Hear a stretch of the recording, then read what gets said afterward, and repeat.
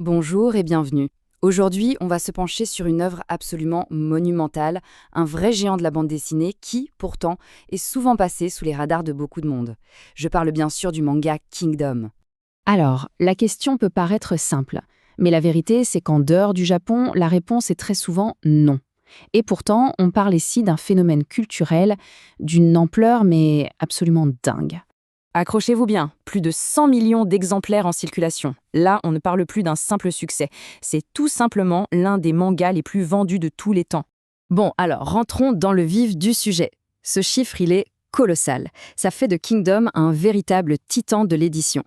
La question, c'est comment une œuvre d'une telle envergure a pu rester, on va dire, relativement confidentielle dans certaines parties du globe. C'est un peu le mystère qu'on va essayer de percer. Et maintenant, passons au cœur du réacteur.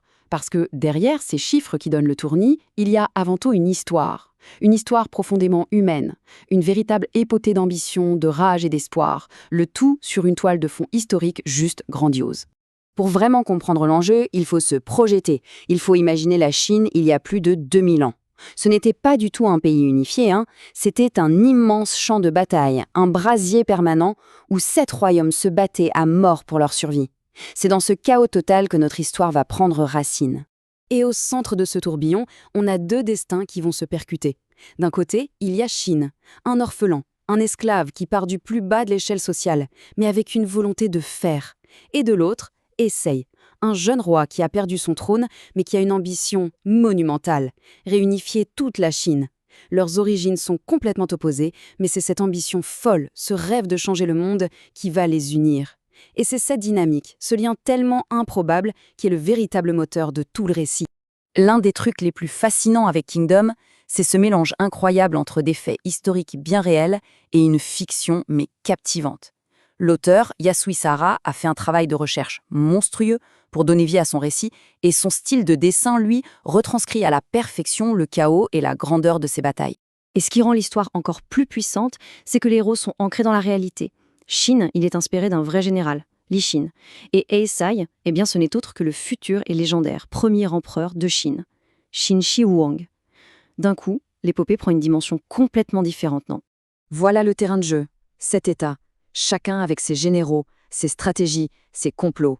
C'est ce monde fracturé que Shin et Heisei vont devoir traverser, combattre, et, à la fin, unifier sous une seule bannière, celle de Chine. Évidemment, un succès aussi phénoménal ne pouvait pas rester sagement dans les pages d'un manga. Non, l'histoire a littéralement explosé pour conquérir d'autres médias. On parle d'un véritable empire transmédia. Cette petite chronologie le montre très bien. Depuis 2006, la popularité de Kingdom n'a fait que grimper. Ça a commencé sur le papier, puis c'est passé à l'animation et enfin au cinéma avec des blockbusters qui ont absolument tout cassé au box-office japonais. Revenons un instant aux chiffres, parce qu'ils sont vraiment parlants. Le succès de Kingdom, il n'est pas que commercial, il est aussi critique. L'œuvre a été reconnue par les plus grandes instances du monde du manga. Regardez-moi cette constance, c'est juste impressionnant. Année après année, Kingdom est là, tout en haut des classements, à rivaliser avec des noms que tout le monde connaît. En 2020, c'était carrément le deuxième manga le plus vendu de tout le Japon. Ça, c'est la marque d'un vrai classique moderne. Et la reconnaissance, elle ne vient pas que du public, loin de là. Cette phrase, elle vient d'un juge du prestigieux prix culturel Osamu Tezuka que la série a remporté en 2013. C'est un peu l'équivalent d'un Oscar dans le monde du manga, et cette citation résume parfaitement l'effet addictif de Kingdom. Et comme si ça ne suffisait pas, l'histoire de Kingdom est aussi liée à un accomplissement, disons, plutôt inattendu.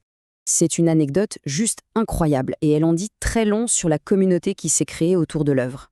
Il faut imaginer des légendes comme Eiichiro Oda de One Piece ou Masashi Kishimoto de Naruto qui s'unissent avec des milliers de fans pour redessiner un tome entier. Ça montre un niveau de respect et d'engagement qui est absolument unique. Au final, Kingdom est bien plus qu'une histoire de guerre. C'est une fresque immense sur l'ambition, sur le poids de l'histoire et sur la poursuite de rêves qu'on dit impossibles. La vraie question qui se pose, c'est quelle est cette étincelle secrète qui permet à une œuvre de toucher autant de monde, de créer une connexion aussi forte avec des millions de gens? La réponse, bien sûr, elle se trouve dans ces pages.